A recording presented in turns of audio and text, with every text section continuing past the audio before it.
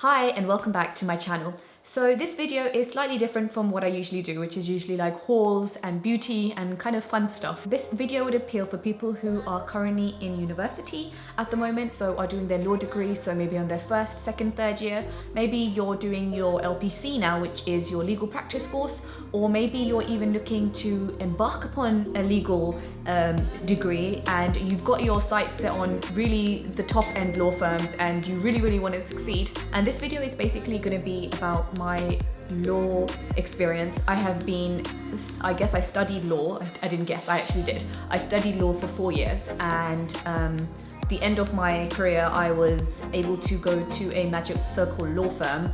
I have no idea how it happened, but it did happen. I spent 4 years of my life studying law. 3 years were taken with my undergraduate degree and 1 year was doing the legal practice course, which is the LPC, and I did that at the University of Law. And so when I think about it, I think that's actually crazy, because when I used to kind of do my research and Google back when I was doing my degree, it seemed like the barriers to entry into those careers was so hard.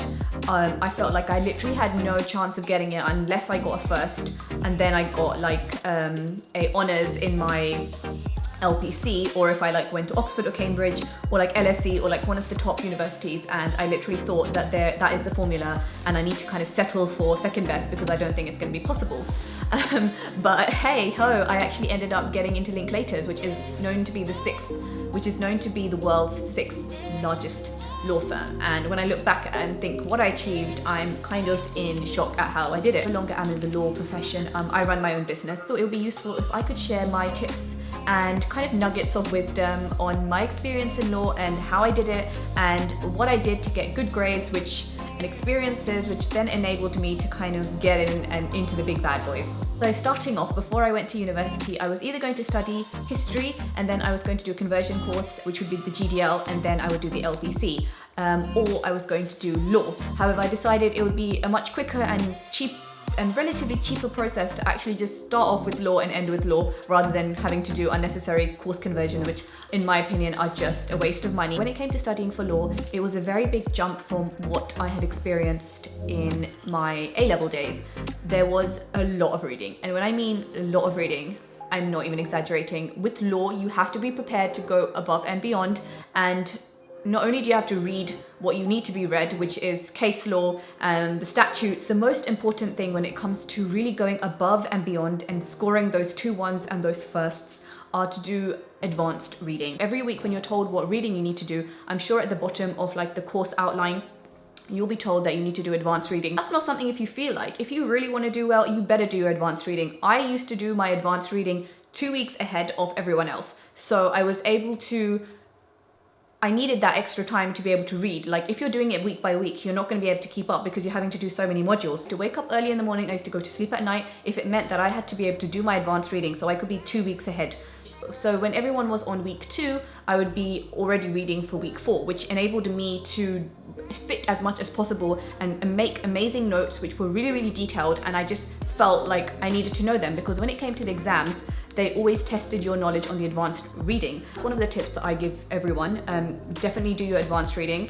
And when it comes to answering the questions in your essays or in the exam, you really need to not only just kind of regurgitate the facts that you've known. That's what people tend to say. They say, say section 25 of this law states that blah, blah, blah. You need to not only state that, but you need to demonstrate how it applies to the situation. So say that that's what the law states. So this would mean that Mr. Jeffrey needs to do this so that he can. So you kind of need to demonstrate why the law says that and how you're able to show that you know the law and why it affects the problem that you've been given in the essay or test. Studying law at undergraduate level, I don't think it's really a good representation of how law really is in real life. It really is more about theory. You need to be able to read different people's opinions on certain things, so you're able to demonstrate that you know what this person said versus this person, and then you say their bit, they say their bit, and then you come to a conclusion as to who you believe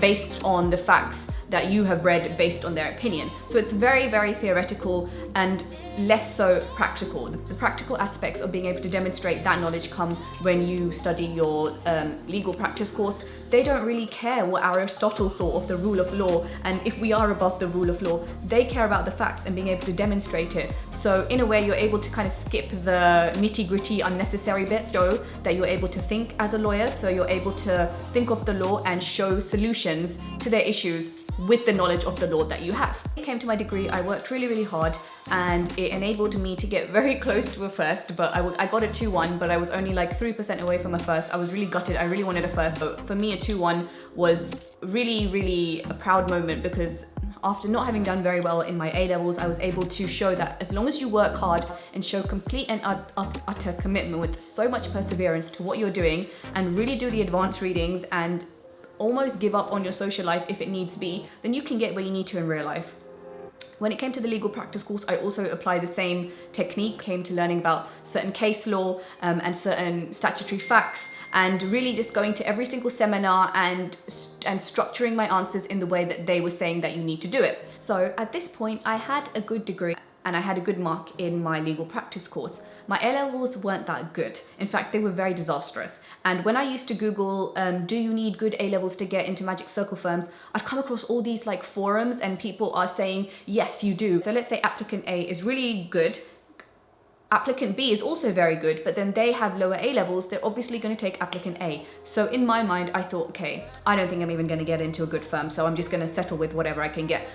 Not knowing that really that's not the way to think, and even if you don't do that well in your degree or your A-level, there are actually ways which people don't really follow which will enable you to make a shortcut into a Magical Circle law firm and prove yourself and actually flourish there. So initially when I finished my LPC and I was basically unemployed looking for a job, things were so difficult. I used to apply to about 50 jobs a week. I knew people were applying to 300 jobs like every week or something, because they needed to kind of spread themselves wherever they could. Because when it comes to law, one of the things that you're told is that for like every application that you're trying to do, there's like 50 other people. So the competition is high and the stakes are high. What are you going to do to differentiate yourself from the other people, basically in your niche? So here I was applying for jobs, and it had been like 1 or 2 months, and every job that I thought I was applying for, I just never heard back, or I kept getting rejections, and it was honestly crushing because I thought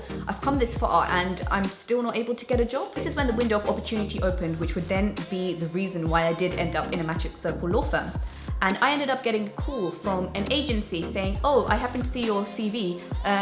Would you be able to help me with a job which requires your knowledge of employment law?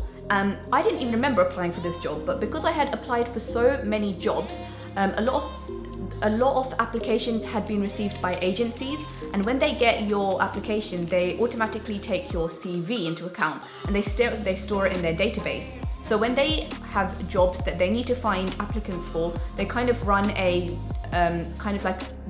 search on their database, typing in specific keywords, trying to look for certain applicants. And I happen to emphasize a lot on employment law because my marks were really good. So I was like, okay, and this job was for an insurance firm in London, and I took it on, and it was good, and it was good for my experience, and it was good for my CV because I obviously needed that experience. That job then led her to finding me another job. So I was fairly good in that job, so I was very reliable and established a good rapport with the agency at that point, and that led me to another job, which led me to another job, which led me to another job. And this happened for over the course of around 2 years. So then it got to around November 2014, and at this point I was actually doing my own business as well as working as a paralegal, and business was always what I wanted to do. It was always my dream. I really didn't have a passion for law, and I don't have a passion for law, and there was a point where I thought I was going to quit working for law and be able to embark upon my business. So as I was making that decision, I actually got a call from that agent. And she said, would you like to be considered for a role at Linklaters?